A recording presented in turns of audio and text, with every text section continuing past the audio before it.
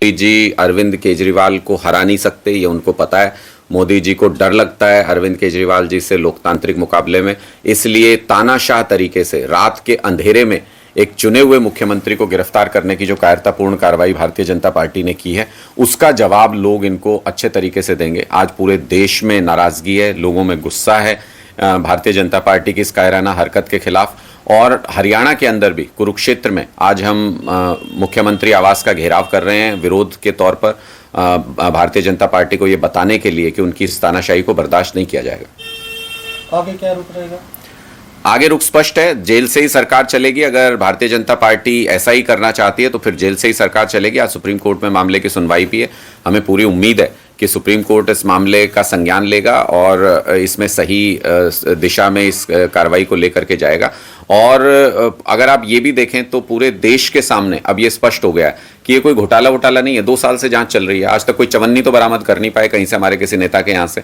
तो पूरे देश के लोगों को ये पता चल गया है कि ये घोटाला वोटाला कुछ नहीं है, ये राजनीतिक द्वेष में भारतीय जनता पार्टी ये कार्रवाई कर रही है। लोकसभा चुनाव के प्रचार के लिए नहीं चाहती कि अरविंद केजरीवाल जी निकलें, इसलिए जेल के अंदर उनको रखना चाहते हैं। लेकिन भारतीय जनता पार्टी ये भूल गई, अरविंद केजरीवाल को तो कैद कर सकते हैं, उनकी सोच को कैसे कैद करेंगे जो करोड़ों लोगों के दिलों में है। लोग ये सोच रहे हैं कि क्या कर दिया अरविंद केजरीवाल ने, क्या कसूर किया? स्कूल ही तो बनवाए, अस्पताल ही तो बनवाए, बिजली पानी की व्यवस्था ही तो की है करोड़ों लोगों के लिए। तो ऐसा क्या गुनाह कर दिया जिसके लिए उनको जेल में डाल रहे हैं?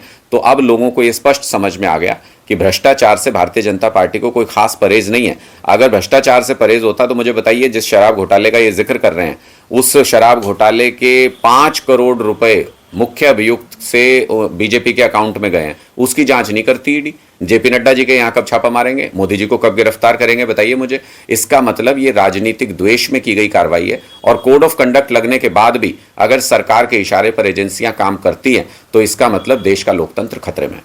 क्या बीजेपी डर रही?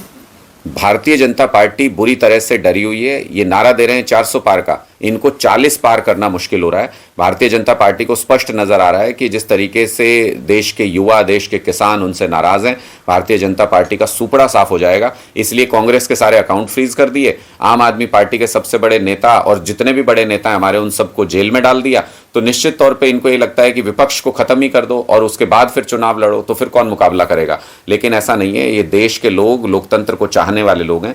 300 साल तक हमने आज़ादी के लिए लड़ाई लड़ी है, इस आज़ादी को इतनी आसानी से जाने नहीं देंगे।